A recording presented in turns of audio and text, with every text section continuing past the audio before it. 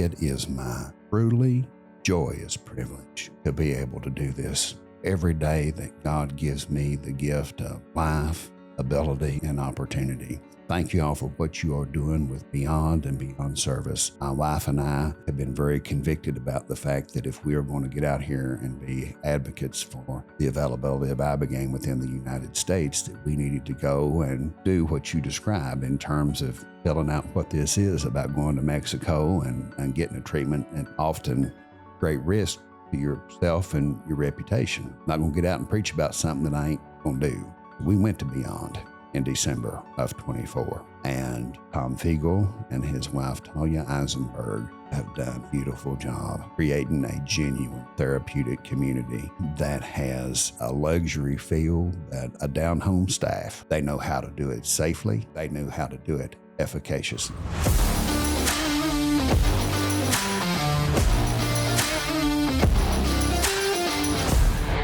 You're listening to the Born Primitive Podcast. Good morning, everyone. Welcome back to the Born Primitive Podcast. How we doing, Tony? Morning, Bear. Doing good. We're excited about this one today. We've had this one circled on the calendar for a minute, haven't we? Yes, we have. Well, I'll get right into it. Today's guest, very excited about in person. We have Bryan Hubbard. A lot of you probably been following what's been going on with the Ibogaine initiative, but I want to read Bryan's bio really quickly. But Bryan has been an absolute pioneer in some really awesome developments that, of course, we'll get into. I saw, Bryan, the good news with the Texas legislator, which was awesome. Of course, we'll get into that. But let me just read the bio real quick, and we'll get into it. Bryan Hubbard is a dedicated leader and policy expert with a strong background in law, public service, and community engagement, focused on reforming human systems to drive social progress. His career spans leadership in key areas such as the opioid crisis response, disability policy, Medicaid, child support enforcement, and mental health reform.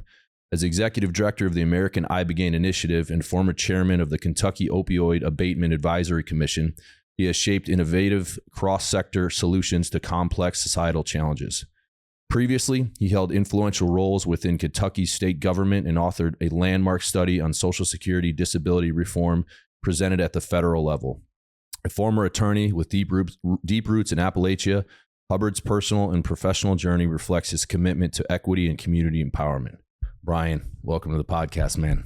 Man, I don't know who wrote that biography. How'd it do? Is that a good one? I need to, they'd be my agent. There you go. Well, Bryan, I know you've been a busy man lately. I guess, well, first of all, thank you for coming. I know you were in DC last night, so I'm sure you had a late flight getting here this morning. I think for the listeners, I think Tony and I have teed up some of the progress and what's been going on, but I'd love if you could give us kind of the quick version. We listened to the Rogan episode, which for those that haven't, please go listen to Rogan with Bryan and Governor Perry. Incredible. I mean, I sent it to like 50 people. I was so moved by it. Thank you. But in it, Bryan goes into great detail on kind of the background of what got us to today with what you did in the state of Kentucky. And what we thought was moving, and they maybe they fumbled the football a little bit, but now Texas took over, and great news there. So I guess frame up for us how you got into this, and why you're so passionate about this initiative. Well, at the risk of giving you too much, if I'm going to start at the beginning, I have to start with the earliest things that I remember as a child. I was born in the Virginia coal fields. And my earliest memories were of my parents, who had married young. Both of them had grown up in Dickinson County, Virginia. My dad in a coal camp called Clinchco. My mother at a little spot in the road named after her family, which is called Martintown. It might have had 70 people at its height. Both grew up in what I would describe as impoverished circumstances. They married young, and as oftentimes occurs in those situations, by the time a child comes along, things are starting to fray a little bit. So our earliest memories were of a lot of screaming, cussing, and hollering out of my parents. And I had two beautiful grandfathers who were 40-year underground coal miners. Neither one had a full set of fingers or even a middle school education, but they were tremendously wise. They were tremendously strong, and they had a bedrock faith in their own divinity as well as mine, and they affirmed that for me. Now, as I grew up, I came to understand and know that our family for generations had a wicked, wicked relationship with alcohol. And as I grew into adulthood and went to law school, where I thought that I was going to learn everything I needed to know to defend truth, justice, and American way, I began my legal career at a time that coincided with the onset and explosion of the opioid epidemic in Central and Southern Appalachia out across the rest of the country.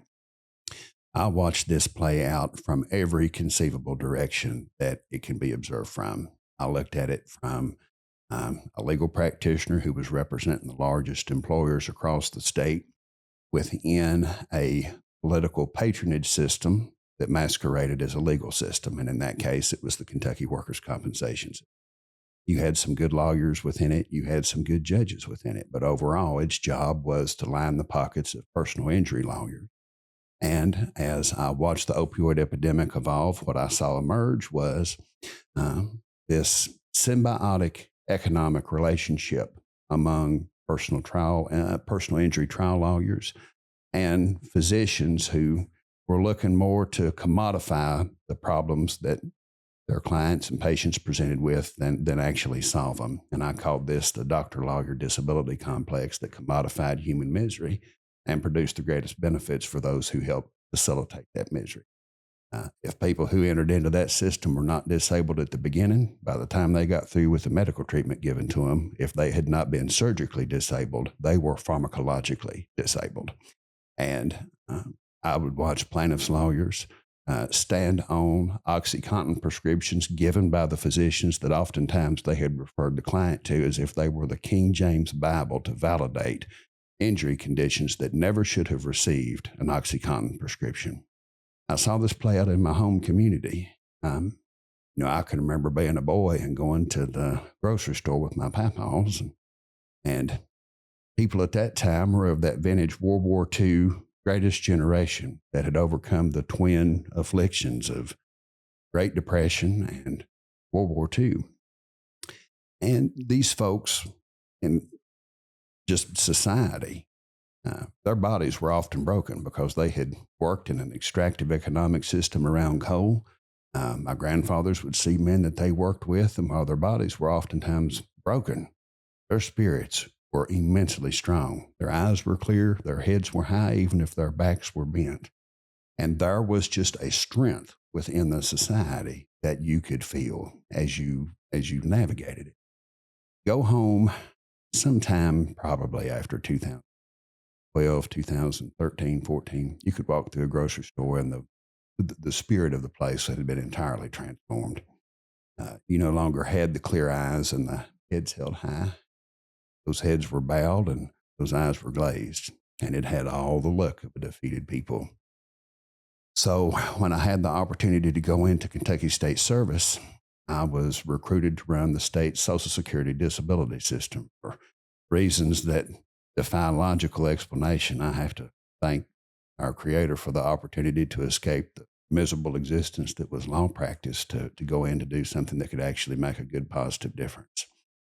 And in the time I was running the Social Security disability system, the first job given to me was, hey, help us understand why Kentucky has been second only to West Virginia for as long as anyone can remember in terms of the percentage of our people who are getting Social Security disability benefits.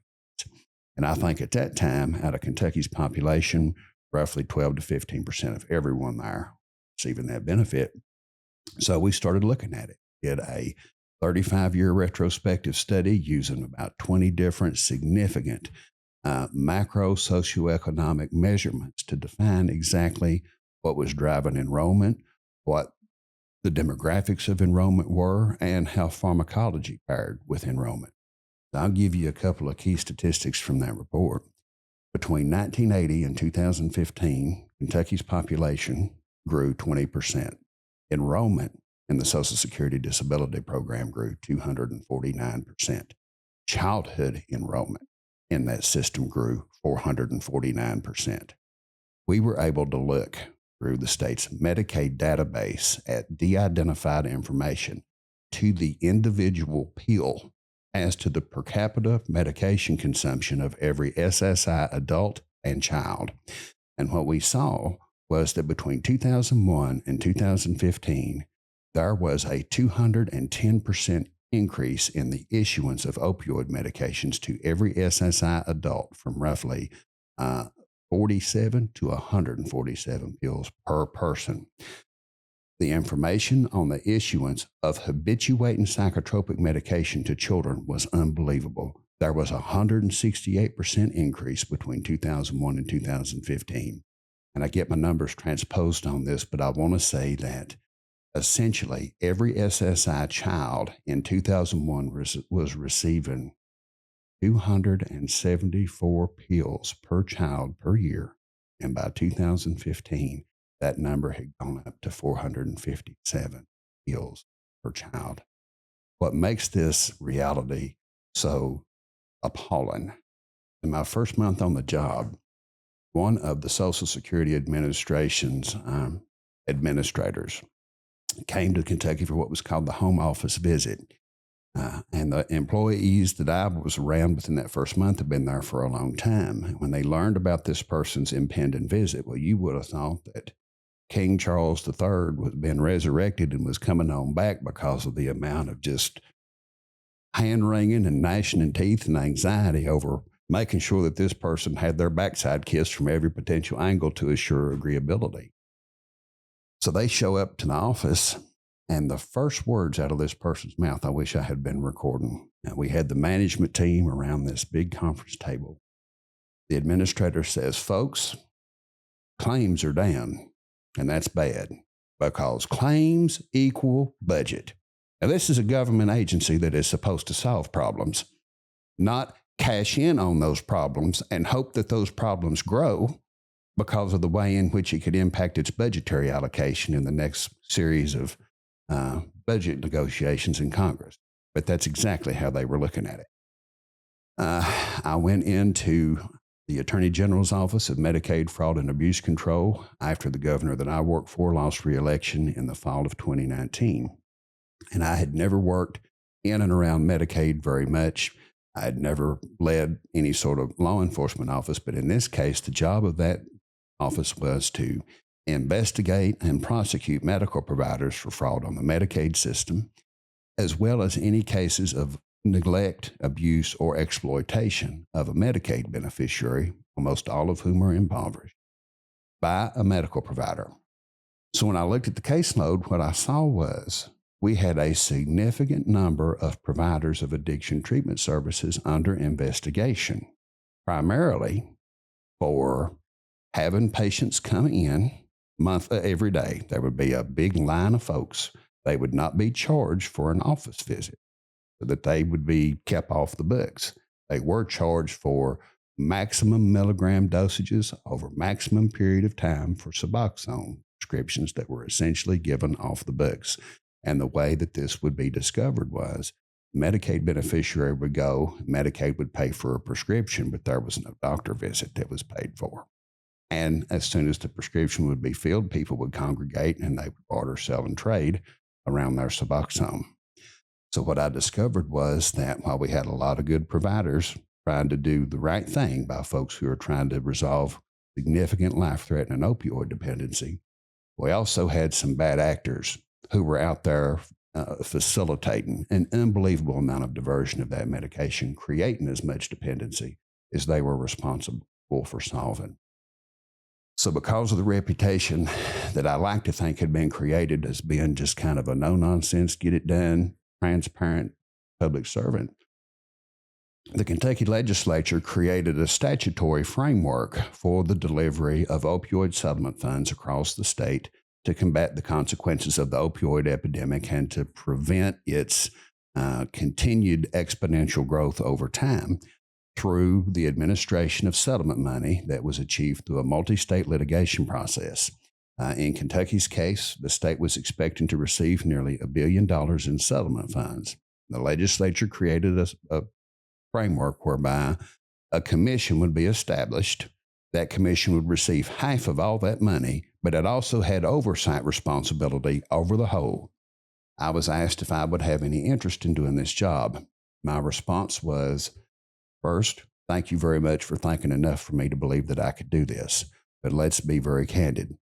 As much as I love Kentucky and the people of Kentucky, its political system is one that jockeys for bottom of the barrel when it comes to systemic public corruption that has afflicted the state's power structure since the end of the Civil War. It's just a fact. Kentucky and Louisiana are kind of in competition for that and have been for a long time. Over the past 20 plus years, with different legislative leadership, things have begun to change and become more clean. Nonetheless, you have this historic legacy of great mismanagement that you have to be watchful for. So I said, I want to do this job, but it's going to have to be done in a way that allows me to run the commission so that it is accessible to individuals who have usually not had the opportunity to participate in grant-making processes like this, particularly community-based grassroots organizations. We want to make sure that we are accountable to the people of the state for our results, and we want to make sure that we're transparent. If y'all will let me do it this way, take the job.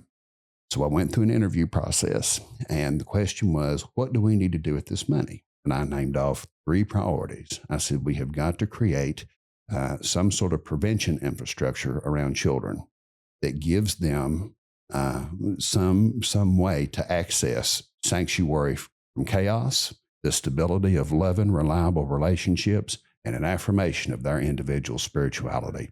Because if they don't get that latter, no matter what we do, they are going to be stumbling around in the dark for the rest of their lives. They must have it. The second thing we've got to do is remove as many barriers as possible out of the way of people who are in recovery.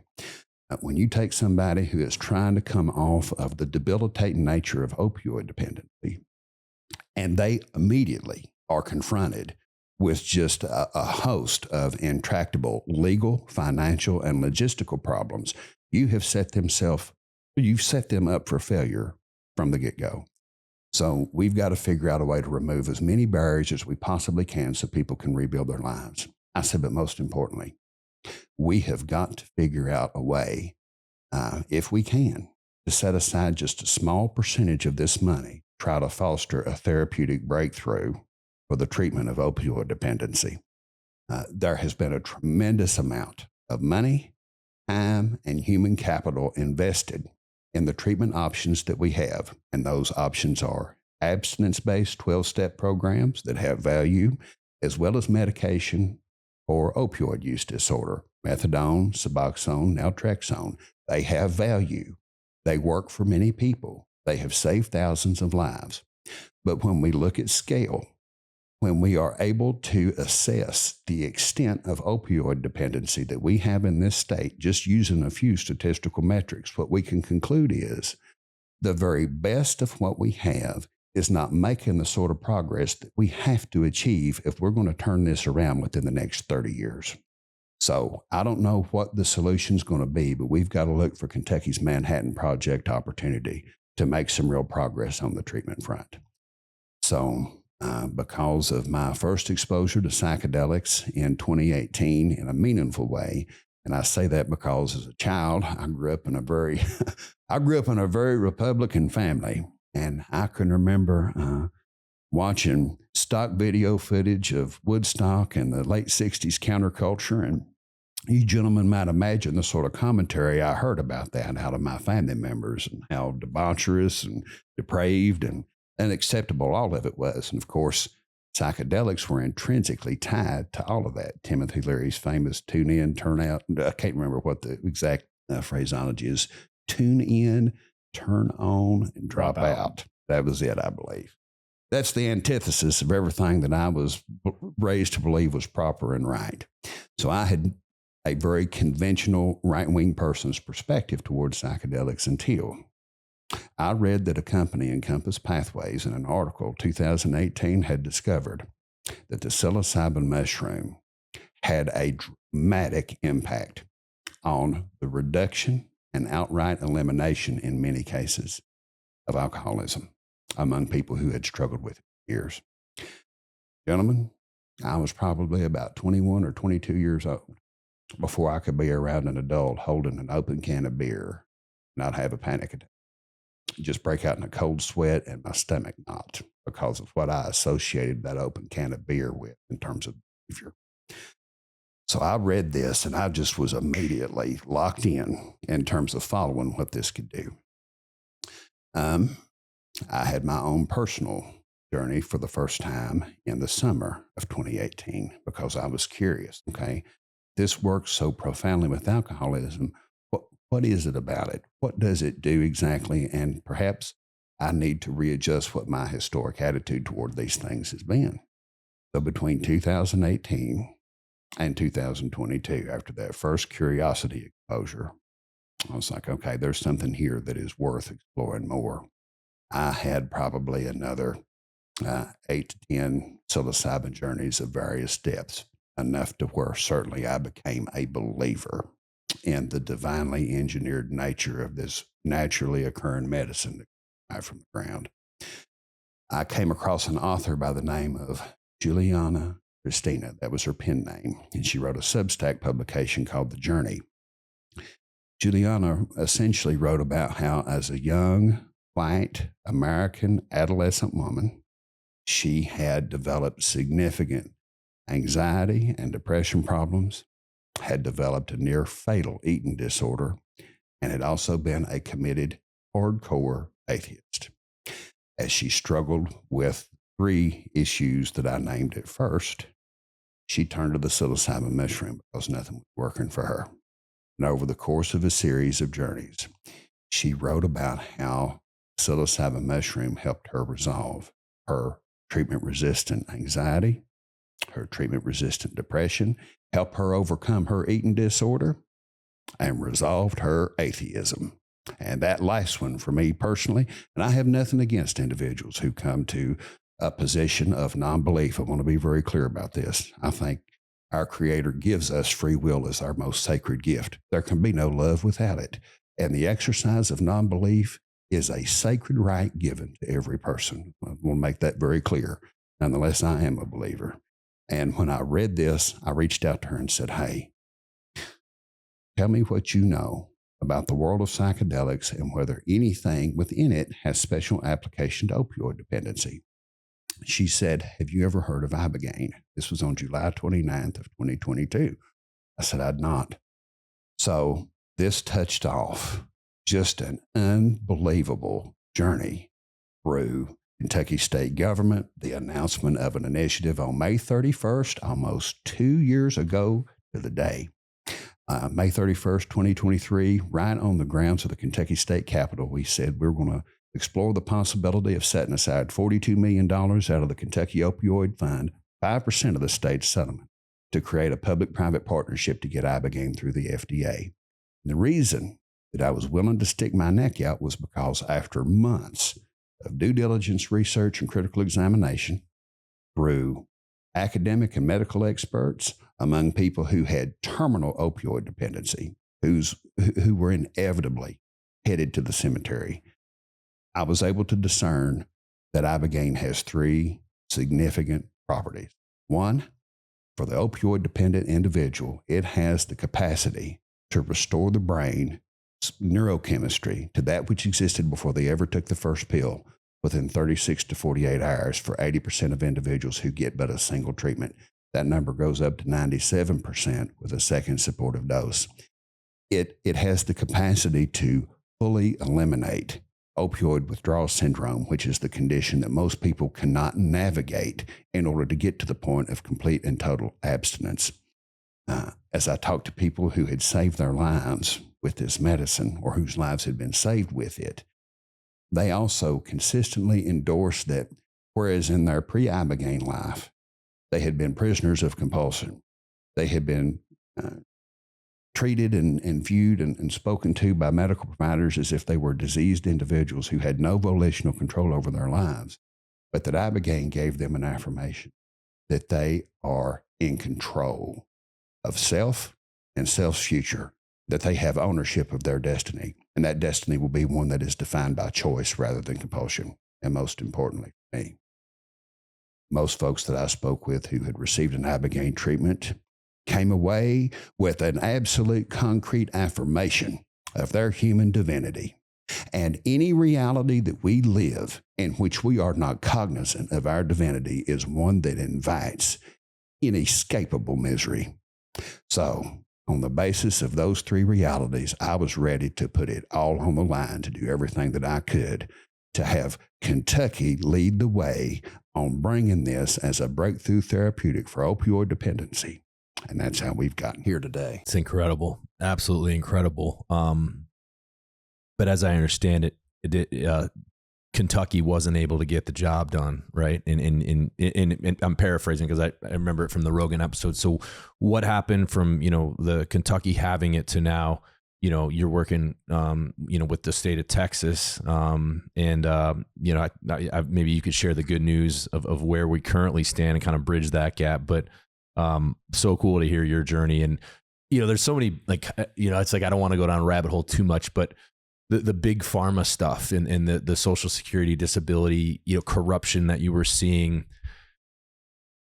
Do you think big pharma was 100% intentional on creating that epidemic? Was it something where it wasn't intentional, but then once the money started rolling, they kind of realized, hey, this is it's just, I look at our society and I see big pharma is such a big influence, where they were talking about with RFK, and what they're talking about right now, just they're lobbying everyone in Congress, every governor, you know what I mean? It's like they have their teeth in everything. So just, we're curious in your opinion on, having witnessed the opioid epidemic, like how did we even get there in the first place? And that kind of relationship between the people making the drugs and then ultimately the providers, and particularly with like OxyContin, what we saw with that. What's your take on all of that? Obviously, you're way more read in than us, but it just seems like, from my perspective, like it was obvious collusion, and they knew how addictive it was, and they knew that once this drug gets to its hooks in people, normal, good people from all walks of life are all of a sudden, a crazy addict that's breaking into a store in the middle of the night to get their drugs, right? And they're unrecognizable to the person they were. So not to go down the rabbit hole too much, but having, a much different view of it and maybe a look behind the curtain from, what you were doing with Kentucky. What's your take on all of that? You have asked a big question that calls for a lot of detail. Okay. So I'm going to try to not be as long-winded as I was on this first answer. Okay. All right. There is a book called Empire of Pain, written by a gentleman named Patrick Radden Keefe, and it is a history of the Sackler family, Purdue Pharma, OxyContin, from the time the Sackler family arrived in the United States through immigration in the 1920s, all the way up to the depositions taken of what would be the grandchildren of the original Sackler who arrived in 1920. Depositions taken in Louisville, Kentucky, ironically enough, sometime around 2013, 2014. Like many Americans, I am a fundamental optimist. I choose to believe the best rather than the worst, and if given the choice of ascribing something to well-intentioned but misapplied activity that's yielded a disaster or a nefarious premeditated plot to create destruction, I have always gone with the former rather than the latter. I presume good faith, even if that good faith does not yield a result that we would wish to have. I grew up, my formative years were in Reagan's America. And if y'all have any audience members who remember that time, it was one of tremendous optimism, tremendous hope, tremendous restoration from what had been the Vietnam War, the malaise of the 1970s. And it was just a wonderful, wonderful time to be an American. Lee Greenwood's song, I'm Proud to Be an American, was written in and around the Reagan presidency.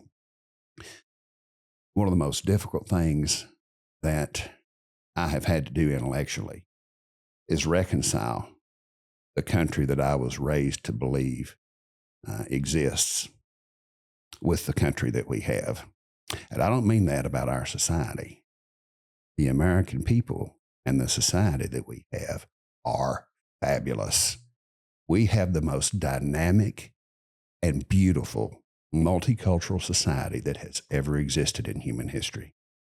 We have governmental systems that have polluted this society with the damage that they have caused by the degree to which they have been compromised by a combination of incompetency and corruption for at least 30 years now. And what the book Empire of Pain makes clear is that the opioid epidemic as we know it is the gravest engineered humanitarian catastrophe that has ever been unleashed on a society, certainly on this one, since at least the end of the 19th century. When Purdue Pharma developed OxyContin, the next thing they developed was its marketing plan. And that marketing plan was founded upon a database that the company created when it made Valium.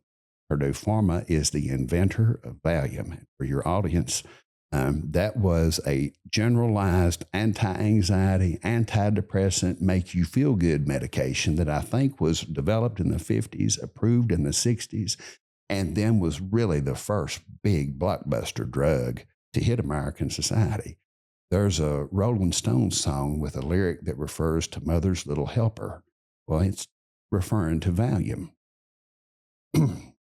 Purdue Pharma kept track of every single Valium prescription that was issued by every single doctor in the country. They were able to follow how many were being issued, what the milligrams were being issued, the duration of issuance, and they were able to map out the areas in which those prescriptions were most concentrated. It just so happened that Valium was most highly consumed in those areas of the country that had the highest rates of long-term poverty, the highest rates of long-term joblessness, and the highest rates of long-term disability. They overlapped perfectly. So when it came time to put OxyContin out in the country, they pulled out the Valium map, and they made sure that they sent their folks into those areas where the levels of spiritual pain because of those three material conditions were the highest. And they detonated it, knowing exactly that they were creating at least a subculture of lifetime consumers of this medication. That was the point of it.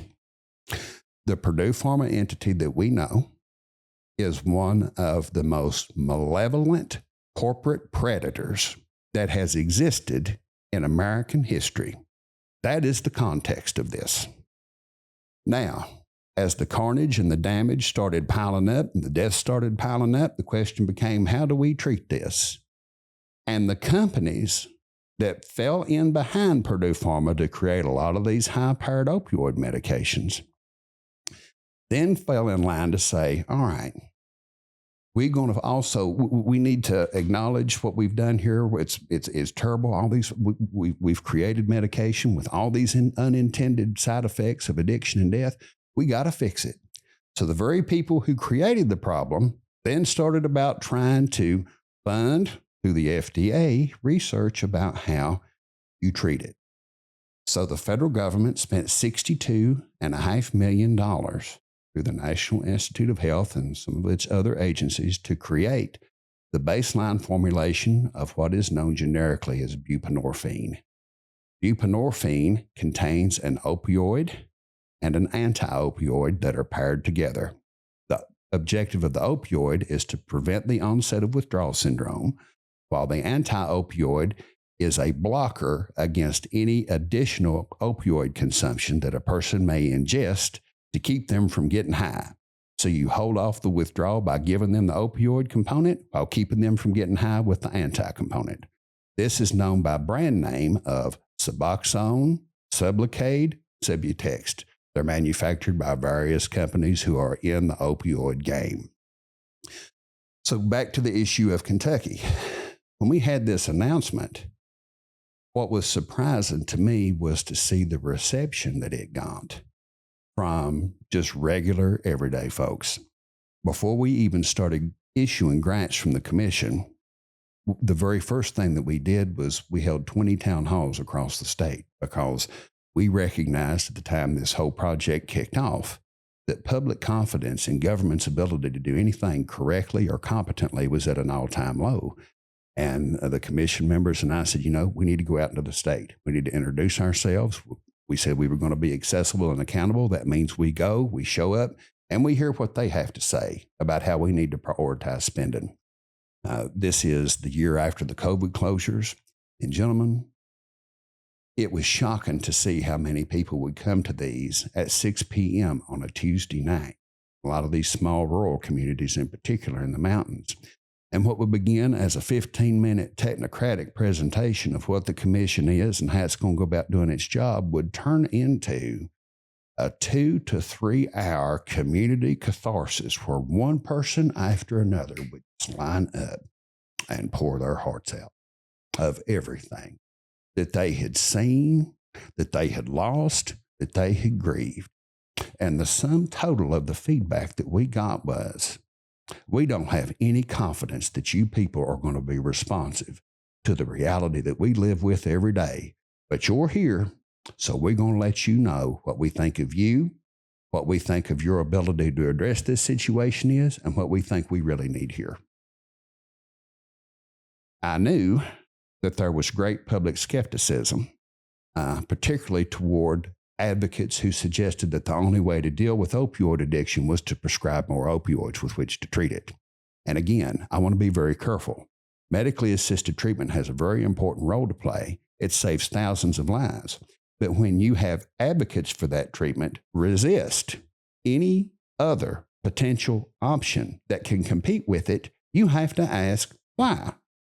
Because a lot of folks who are supporters of medically assisted treatment will say, we don't want to stigmatize people who take Suboxone. They're not dependent. They're being treated for a legitimate condition. That's all true. In my experience in Kentucky, a lot of these same people who said, don't stigmatize Suboxone, used every stigmatizing argument that they could about the potential use of Ibogaine as an additional therapeutic option. Not the new end-all be-all, not the new you must take this and nothing else, just an additional option.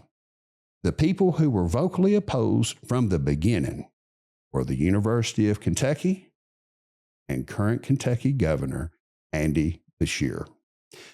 In the University of Kentucky's case, there had been a great deal of suspicion that I had heard throughout the state that the university had essentially forfeited its operational and academic independence in favor of receiving a substantial amount of financial support from the opioid maintenance industry to help promulgate their treatments. Not just promulgate their treatments, but produce the academic research that they would utilize to get those treatments through the FDA's process, and then use that same academic research to translate it into public policy, which required that those treatments be used.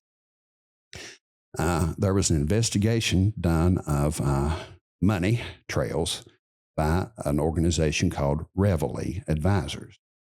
You go to a website called reveilleadvisors.com/Ibogaine, you'll see this money trail where researchers within the University of Kentucky Center for Drug and Alcohol Research get substantial amounts of funding from the companies that produce the medication to treat the problem that they created. I'll tie a finer bead on that here at the end. In the case of Kentucky Governor Andy Beshear, who, as we sit here, is considered a top-tier candidate for president in 2028. Most people do not know, because state media has been very deliberate about omitting this reality, that Andy Beshear and his father before him, who was also a 2-term Kentucky governor, were partners at a law firm called Stites and Harbison. Stites and Harbison represented Purdue Pharma against the people of Kentucky and the state's litigation against that entity for the deaths of our people while they were partners at that law firm. To take that one step further, of all the settlements achieved with Purdue Pharma by individual states for the damage that that company caused our people, Kentucky's is the lowest. The attorney general who filed that litigation is a guy by the name of Greg Stumbo. The case was filed in 2007. He valued it at $1 billion. Oklahoma, which had far fewer OxyContin-related deaths then Kentucky settled individually with Purdue Pharma for almost $300 million. While Andy Bashir was a partner at Stites and Harbison, while Stites and Harbison represented Purdue Pharma, Kentucky settled with Purdue Pharma for $24 million. Now, those are just the facts. I'm not going to give any commentary. I'm sure you have an audience made up of Democrats and Republicans. But these realities suggest the answer to your question as to why that opposition existed. We had 3 very high-profile public hearings around it. They were all well-attended, well-received. We had a media analysis done of organic social media responses to the project as it matriculated along. And they were able to data capture that through Facebook, LinkedIn, I want to say at the time it was Twitter, now X, and one other. The organic social media response was to the tune of 60% support, 40% opposition. And I'm convinced if this had gone to a referendum, if Kentucky had that kind of system, it would have won overwhelmingly.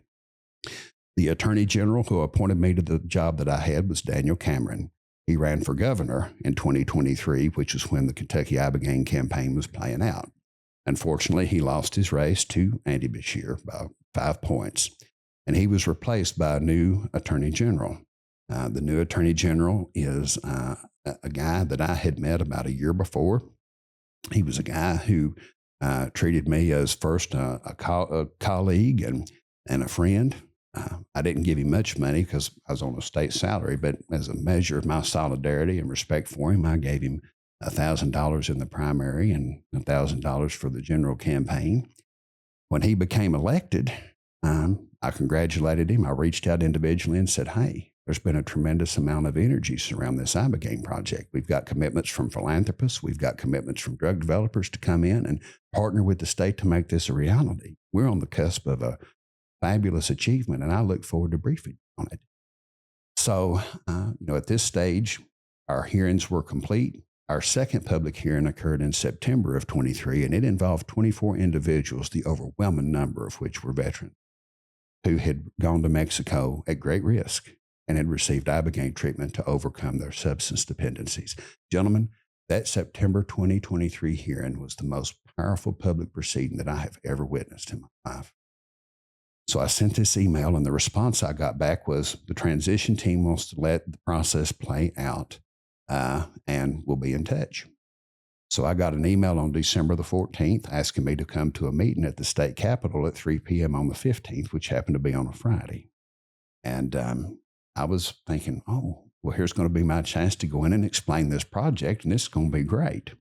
So I walked in. Instead of a discussion of the project, what I got to hear was the newly elected Attorney General's displeasure with the fact that I had taken this project on, his annoyance with the fact that he was having to listen to Ibogaine in his ear from people who were curious about it rather than dealing with the real problems of the state, that he didn't appreciate my advocacy for it, and he demanded that I resign before he took office formally on January 2nd of 2024 for having done it.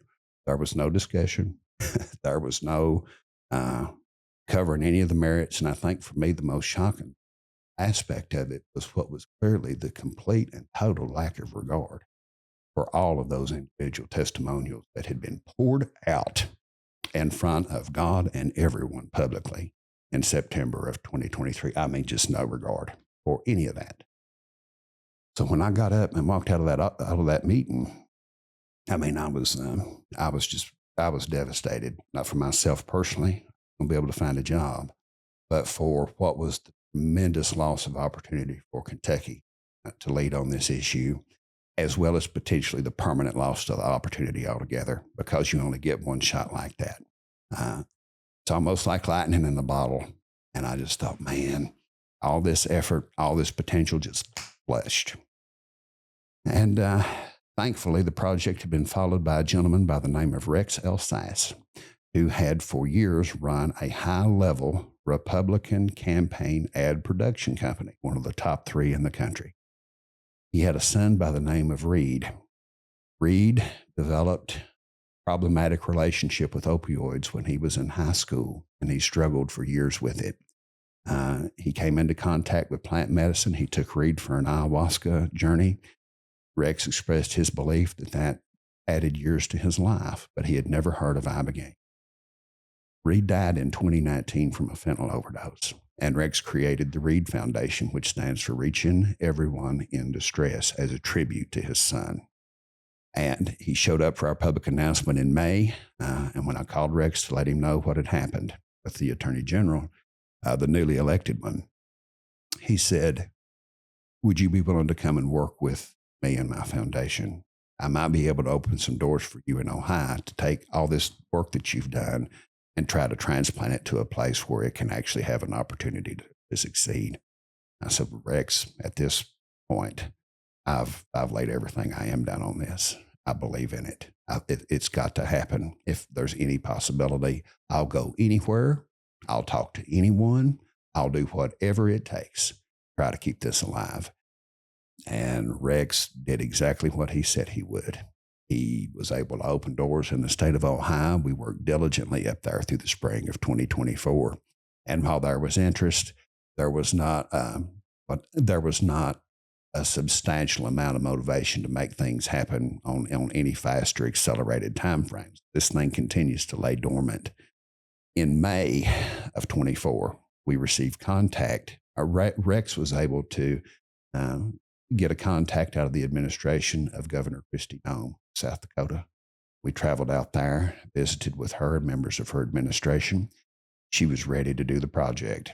And in July, she reached back out to say, "Hey, we've had a ballot initiative make its way on to the November election here in South Dakota. We're a sales tax only state. This ballot initiative is going to reduce our sales tax rate substantially. I can't announce a $42 million project when I'm looking at potential immediate $150 million deficit." And it's kind of like back to the drawing board. I mean, we were that close with her. And I certainly could not argue with her rationale of needing to defer until her financial situation became clear. In August of 23, I got a call from some folks who are in and around the advancement of psychedelics in Texas. They said, "Hey, we've been following the work that you did first in Kentucky and you're trying to do elsewhere. Texas has some experience when it comes to psychedelics. We passed legislation in 2022 that funded a $2 million psilocybin project through Baylor University Medical School. We have an almost $20 billion budget surplus that's coming up in our budget session for 25. Do you have an opinion as to what Texas's next priority should be?" And I said, "In fact, I do." I said, "I think Texas should finish the job that was begun in Kentucky." And they said, "Well, we'll talk to some state senators and representatives who want to get on board with this and see if they're down for it, and we'll get back to you." They got back to me. They said they'd love to give it a try. So former Texas Governor Rick Perry and I met for the first time in June of 2023, 2 weeks after the Kentucky announcement, at Psychedelic Science 23 in Denver, Colorado. That ain't where I thought I was going to meet Rick Perry for the first time. And I'll never forget it. Amber and Marcus Capone, who were great supporters of the Kentucky Project through events, they took me down and introduced me to him on a street corner right across from the Denver Convention Center. And as I got to know him a little bit, he became willing to help the Kentucky campaign along. He recorded a support video that was in our September 23 hearing. He, along with Congressional Medal of Honor winner Dakota Meyer, lone survivor Marcus Luttrell, and his brother Morgan Luttrell, who is now Congressman, and then was a Congressman. They wrote an op-ed that was published in Newsweek magazine in October of 23 expressing wholehearted support for the Kentucky initiative. So after I heard from these folks in Texas, I reached out to him and I said, "Hey, guess what? I've had these conversations down there in your front yard. What do you think about the prospect of Texas doing this?" He said, "Well, I've stayed out of the fray for a long time. New governors usually don't like old governors hanging around very much."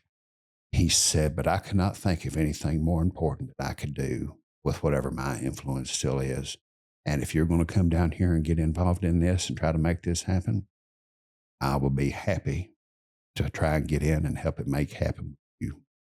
So we had our first meeting of about 30 people in Texas on October 30 of 24. There was a group of committed Texans whose own families had been impacted by substantial trauma and substance use issues. And they gathered around this project, and we committed ourselves to doing everything that we could to take the Kentucky Ibogaine Initiative, to make it the Texas Ibogaine Initiative, and to get it across the finish line.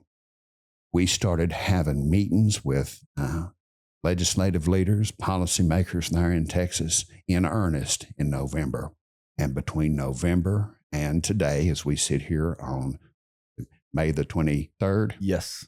May the 23rd. I'm getting ready to go to Houston as soon as I'm done with y'all. Texas has been my fabulous second home over the past 7 months.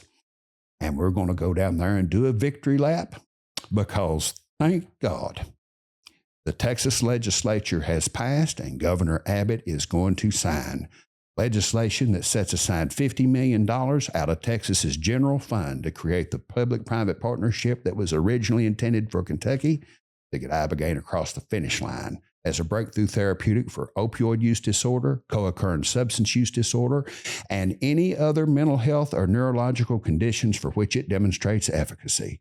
Gentlemen, again, forgive me for the enthusiasm around faith. I know, again, that's not everybody's cup of tea. There's trauma issues that often come with religion, and I ain't here to speak religiously, but I am here to speak spiritually.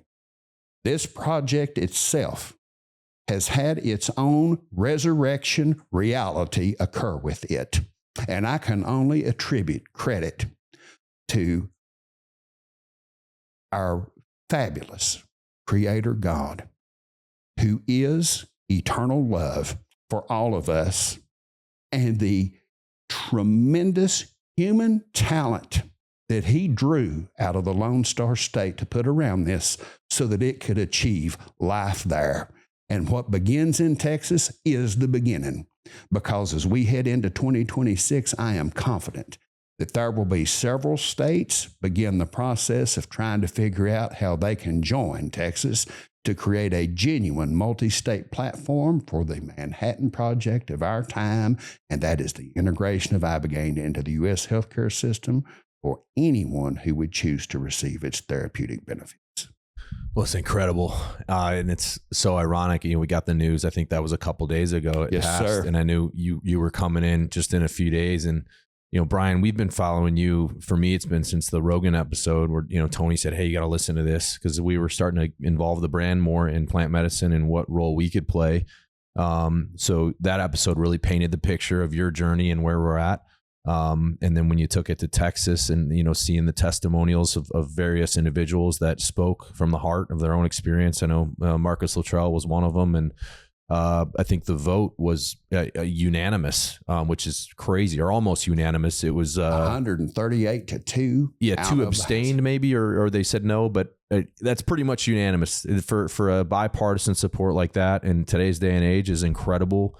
And it's a testament to the effort that you guys put into it.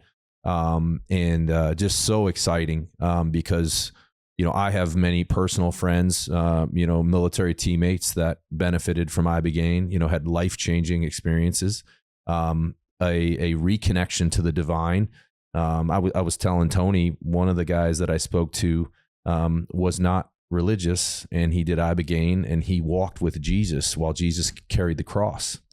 And he wanted to help Jesus. Jesus wouldn't let him. And Jesus, the emotions he was feeling was he actually had empathy for the men who were making him carry it, because he said they don't realize that I'm the Son of God. And once they realize that, they're never going to live it down.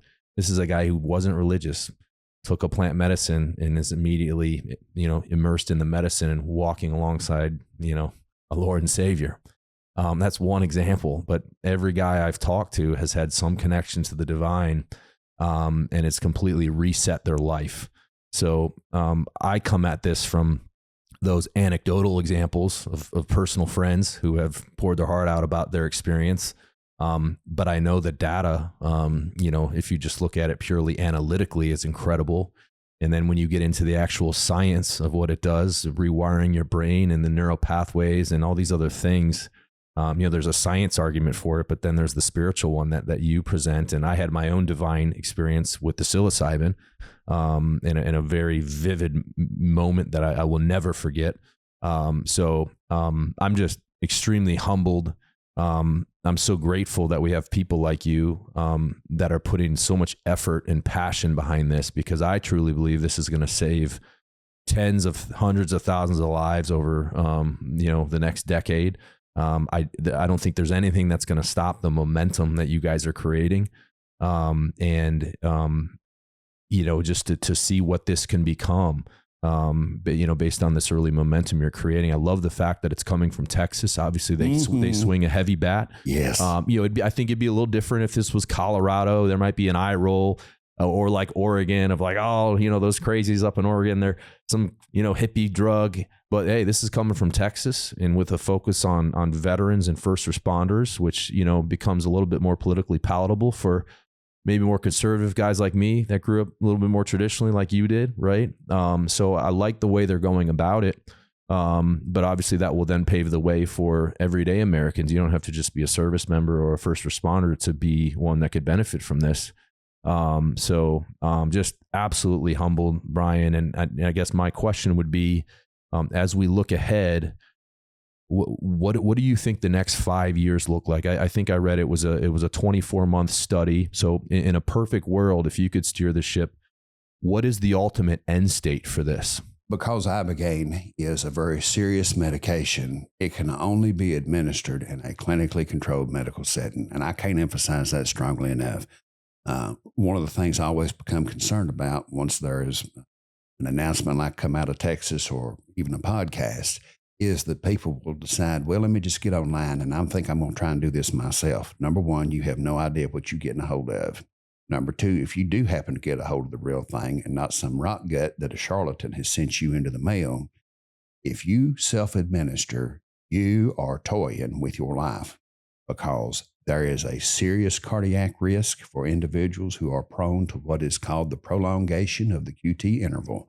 We each have a unique cardiac signature. And while Ibogaine is a stimulant, it also slows the heart. And if you take too much, your heart will stop and you will die. This must be administered by medical professionals. And if we are going to make sure that this is delivered through the U.S. healthcare system, we have got to get it through the FDA. In order to get it through the FDA, we are going to have a substantial amount of monetary resource that pushes the FDA's clinical trial process into phase 3. There is a 3-phase process. Phase 1 is the safety process, usually done in animal testing. Phase 2 is where the medication is given to healthy human subjects who do not have the sickness for which it's been developed, so that we can make sure it is safe on the human being. Then the third is phase 3. You give the medication to the sick individual who have the condition that you're making it for. That's where we've got to get to, because as the results are produced, we have the opportunity to ask the FDA to grant breakthrough designation status, which will substantially accelerate the timeline by which we can get this done. If we are able to bring other states into the fold, join Texas to allocate financial resources through their systems to host these trials, this is all about making sure that we have the proper framework for the delivery of the medication in a way that optimizes safety, optimizes efficacy, and meets the FDA's stringent standards for pharmacological development around it. If we are able to do that in multiple states simultaneously, it is all about data input. And that data input is the recruitment of clinical trial participants who are going to have to receive this medication in the thousands. The more sites we have, the more resources we have, the more cooperation that we have from the federal government, the quicker that we can get this done. A lot of folks will say, well, you're talking about a 10-year, $1 billion process. Number one, we ain't got no $1 billion. Number two, we ain't got 10 years. There's 100,000 people in this country dying a year of what we would broadly call deaths of despair, drug overdose, alcohol-related death, and suicide. Veterans are ground zero for each of those 3 conditions. So any notion that a decade is an appropriate amount of time to wait needs to be rejected outright. With what Texas has done, there is an opportunity to leverage the state's influence as well as the influence of other states to demand responsive accountability out of federal systems to help make this happen on an accelerated time frame. If we can create, of all things, the COVID vaccine with what we now know that it is and force it on people within 9 months, we can surely get this done in less than a decade. If I'm going to wave my magic wand says we have 6 or more states conducting these trials operationally within the next 18 to 24 months, and that we have the insight of final approval within view within 5 to 6 at the outside. Now, that's me being cautious. If I was really going to go for the goal, I think I'd probably say some things that make everybody wring their hands and get real nervous. So I'm going to give you the conservative answer. Well, it's interesting because there's so much, I feel like there's so much evidence already that, and of course, I don't know the FDA process, but it seems like, man, can't we fast track that because there's so many, success stories that show just the dramatic impact and efficacy of this.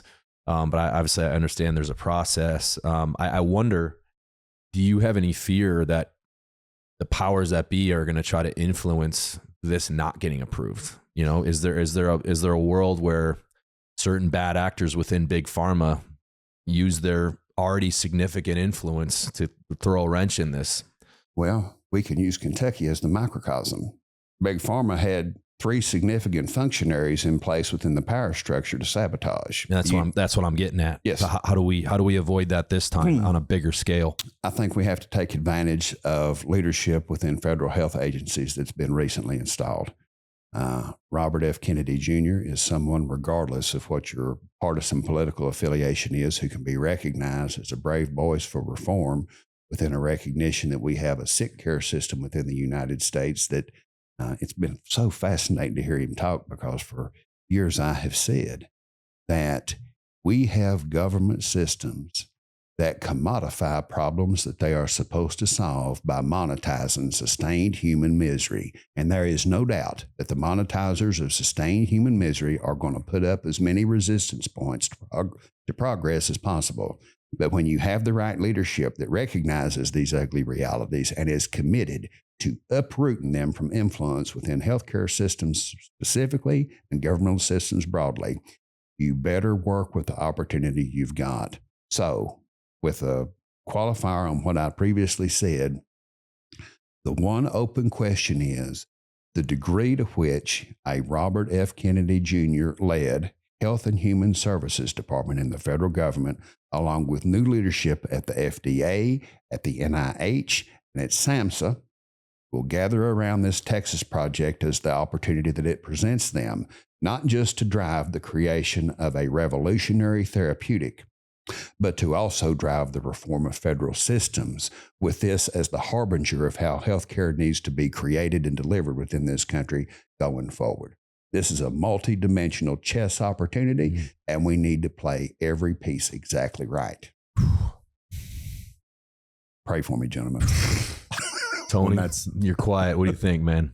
I think I love that I'm being quiet, because I think to just sit with you and see how embodied you are, both in what is actually looking to be solved, but then the spirit that you bring to that problem is inspiring to me as somebody who's been, as Bear, I think we were off air at that point, but has been passionate behind the scenes in kind of the underbelly of what these plants and these medicines have to offer. To see you be at the cutting edge of it and as embodied in principles that you've built, I'm sure, over decades outside of this space, for you to be able to apply them in the way that you are is inspiring to me. And it begets kind of the, I smile because it's like, it's almost as if you're being channeled. And I say that with the utmost, the utmost respect, is that when you sit down with individuals like yourself, you don't talk about spirit, you don't talk about God in a way that's this ideological scaffolding that you were taught since you were 4 years old.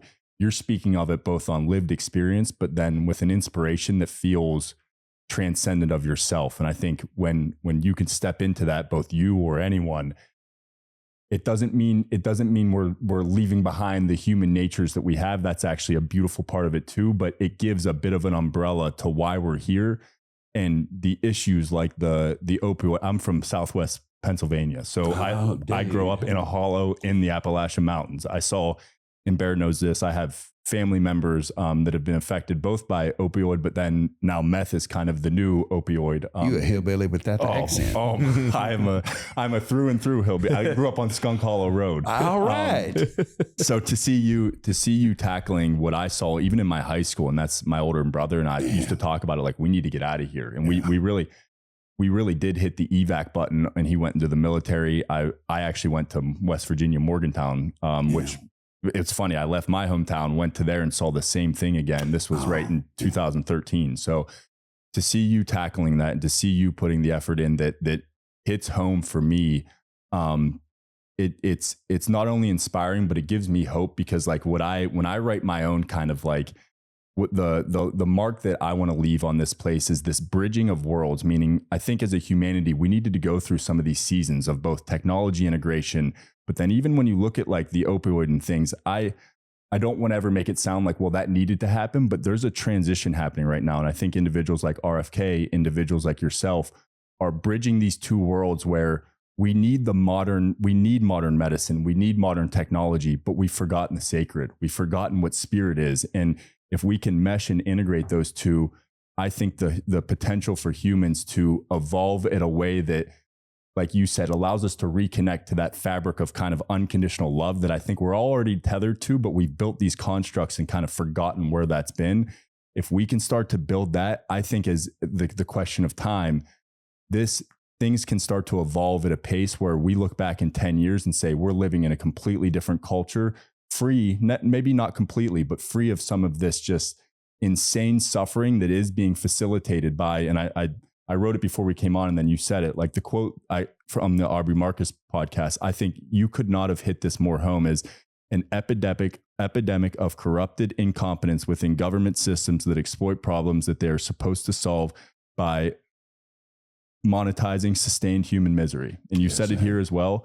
Sir. If we can move away from that and we can start to put leadership in positions where it truly is the human spirit that we're looking to foster, both as fathers of, I have 3, he has 1, at the youngest age, and then up through adults, and that becomes the primary concern, not how are we lining our pockets, I think we become a new humanity. So thank you for your presence. Thank you for your time. And thank you for the countless hours that I know you probably reflect on, as far as like the little puzzle pieces that allowed you to sit and deliver a message like you did on Rogan, like you did on Aubrey Marcus, like you did here today.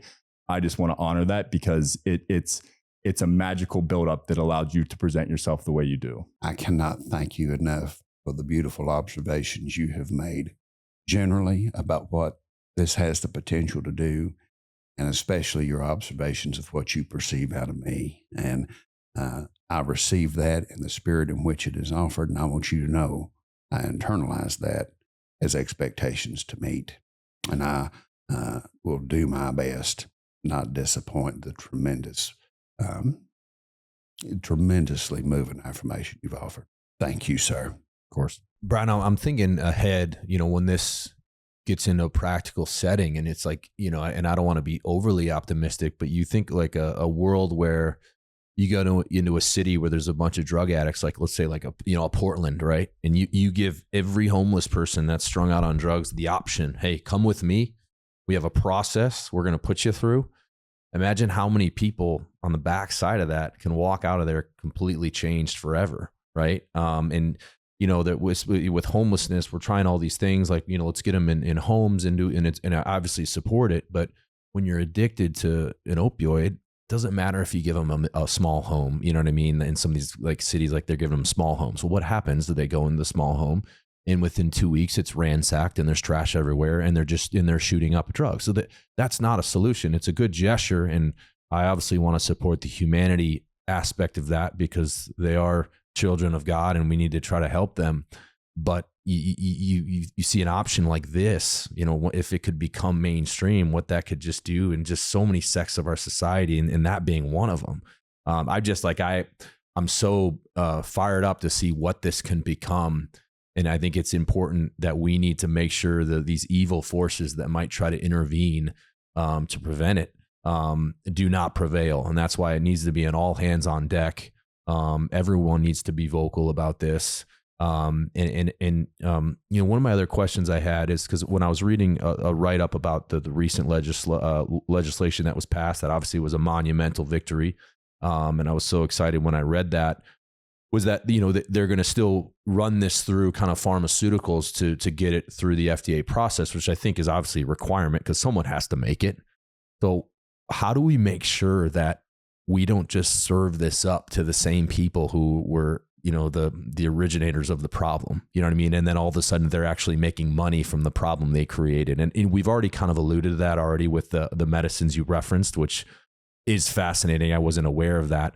But how do we make sure that the Purdue's of the world are now not the ones mass creating Ibogaine and setting up all the clinics and then they're able to get off scot-free? And I know obviously Purdue, they got hemmed up pretty bad with all the legislation that hit them. So maybe that's a bad example. But I guess my question is, how do we make sure that if this becomes a mainstream accepted solution and gets FDA approved, how do we ensure that big pharma does not corrupt it again and sink its evil teeth into it? And that's my opinion. I'm not speaking for you, but that's my personal opinion on the big pharma world. If they were to try to corrupt it, here's how they would do it. They wouldn't try to compete with themselves. And I told you I was going to tie a bow on one observation about the opioid maintenance industry. But here,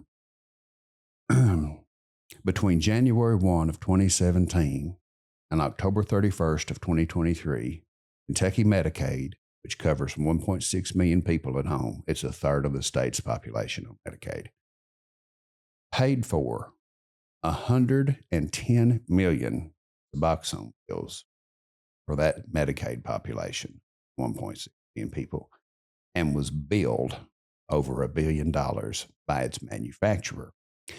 The patent owner and manufacturer of name brand Suboxone is a company that has its own history. Before all of these multi-state settlement agreements were achieved, the largest single settlement achieved with an opioid manufacturer for their criminal behavior was by the federal government.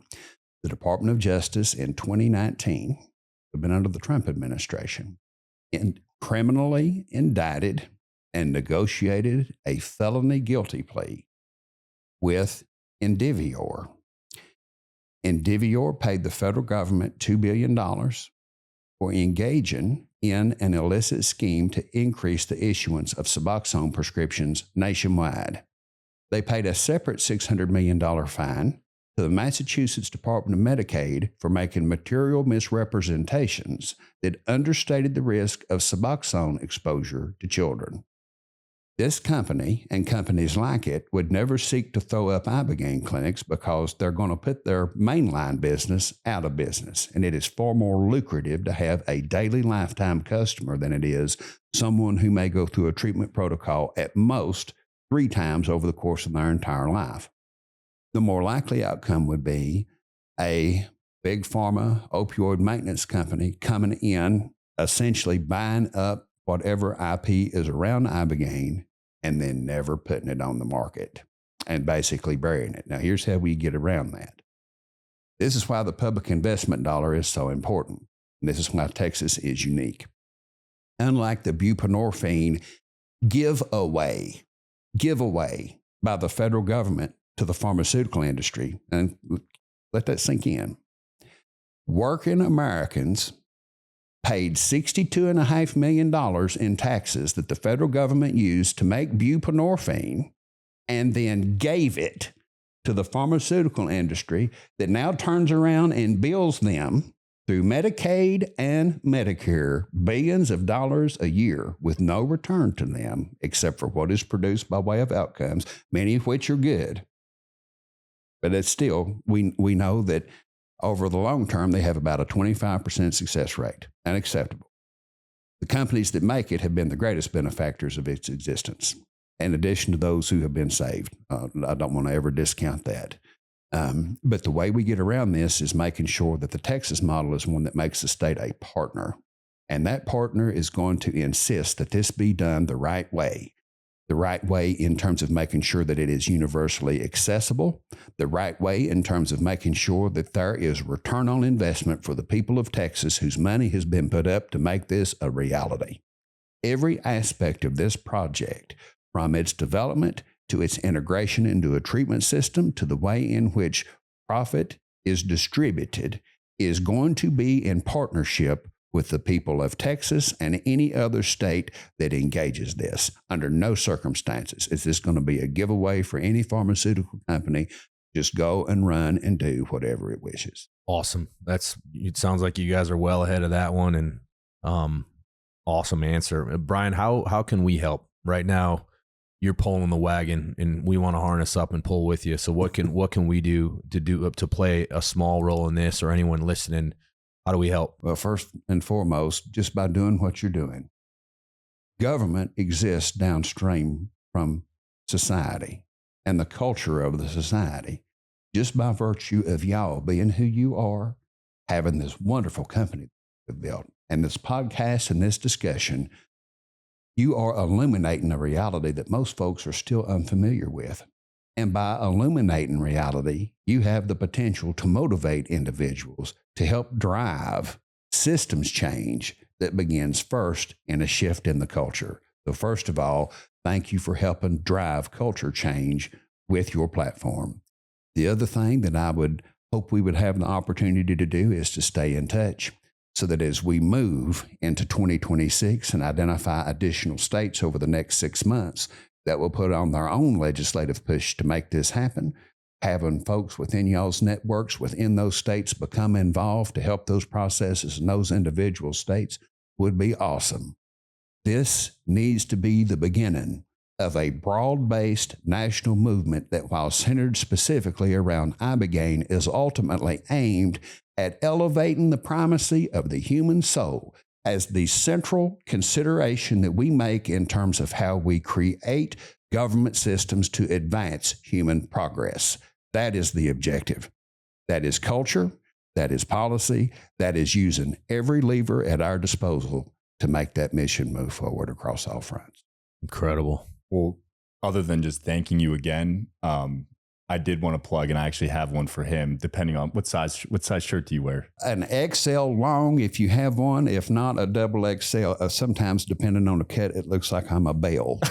Well, we and it's a facility I've heard you talk about. We had Clayton Smith, who is, and then of course Tom Fiegel is the founder of Beyond, an Ibogaine clinic in Cancun.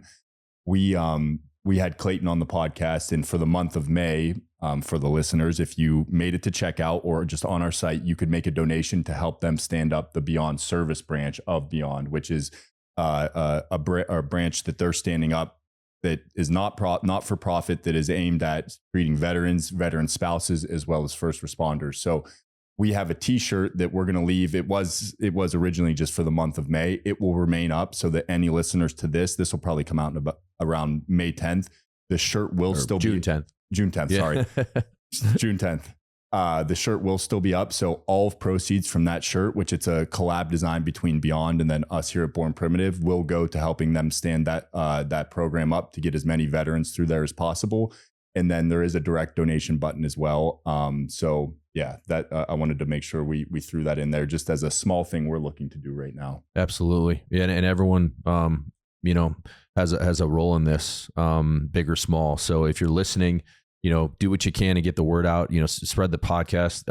I also highly recommend tuning into the Rogan episode with Bryan. Incredible. I sent that to so many people. I was blown away by that. That was just absolutely incredible. You had like a 40-minute monologue at one point that was just like, drop the mic right there. It was incredible. I thought I was putting him to sleep. No, it was honestly like it was so good. I was like, did they like pre-record this? I thought maybe you were reading from something because it was so, you didn't take a break and you didn't fumble once. I was like, just so impressive, Bryan.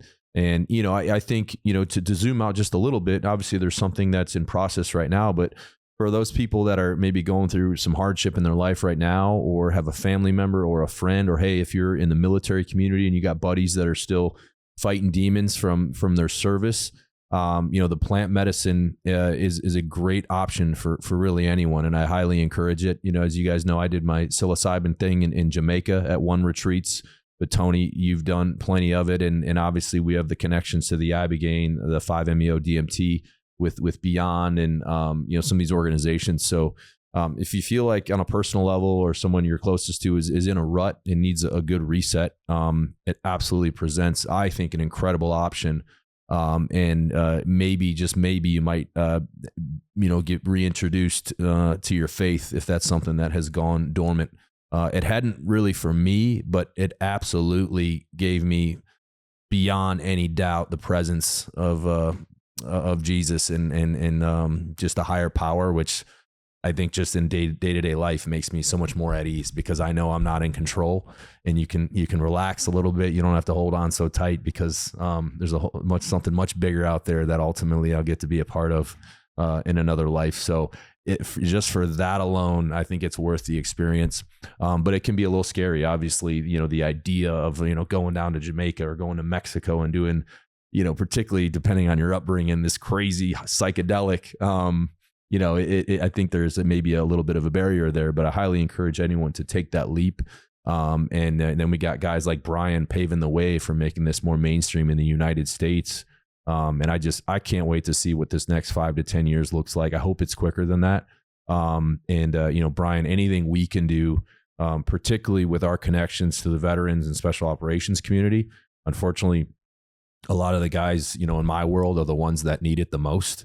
But a positive of that is I think there's a lot of trust and maybe admiration for that community, whether we deserve it or not. There is, and if that could be used and leveraged in places like Washington to fast track, absolutely we should be using that, because then the everyday American and then our first responders and people like that, can trickle down.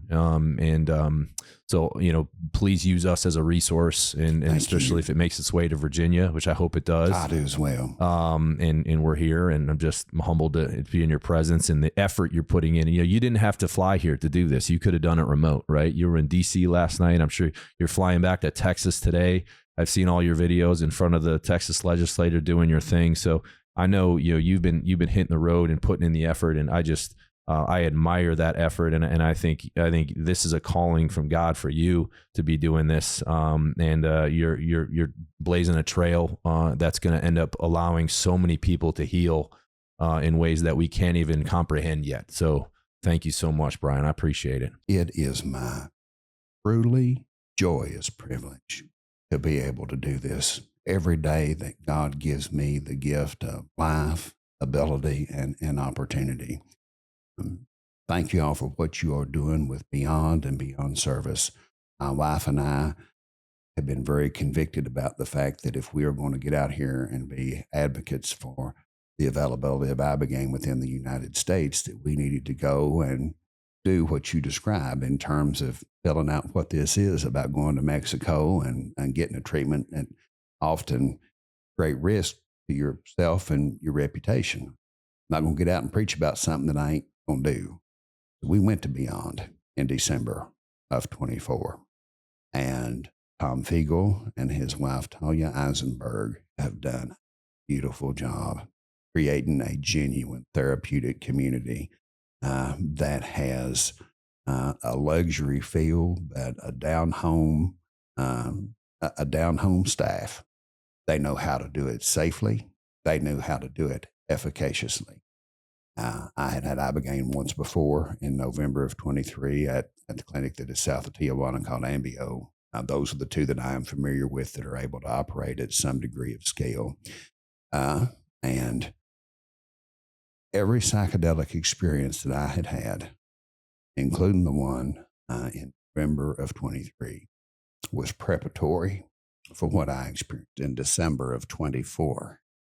They are saving thousands of people, well as the other clinics that are operating on the basis of safety and best practices related to efficacy. And thank you all for helping support Beyond Service with selling that T-shirt. It's just fabulous to watch all the loving hands come around this to advance it for everyone. If I might, I'll say two other things.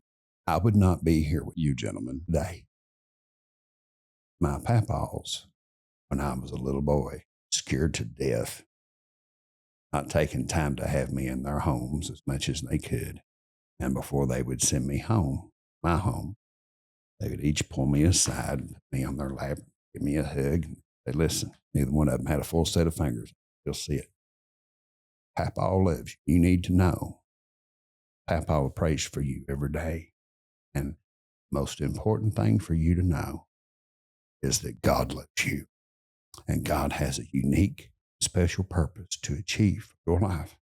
No matter how bad it gets, no matter how dark it is, no matter how scared you get, don't you ever lose sight of the fact God is real, God is love, and He's going to take care of you. Don't lose faith. I give that same message to everyone who finds themselves in pitch black nothingness of their life and wonders why they even exist. The other thing that I would say that is the beauty about plant medicine, why it is critical that it be made an available option within American society, is that we can hear something, we can agree with something, we can even believe something, but it's a whole order of magnitude different to know something.